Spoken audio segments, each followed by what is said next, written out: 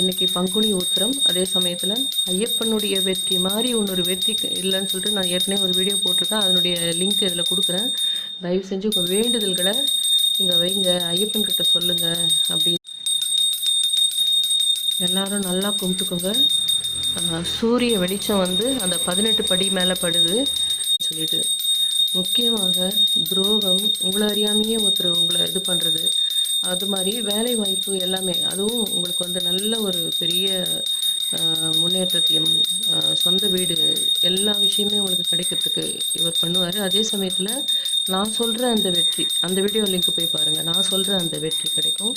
உங்களுடைய வேண்டுதல்களை இவர்கிட்ட வைங்க அப்படின்னு உங்களுக்காக தான் அந்த ஆர்த்தி காட்டுறேன். மாலை வாங்கி போட்டிருக்கேன்.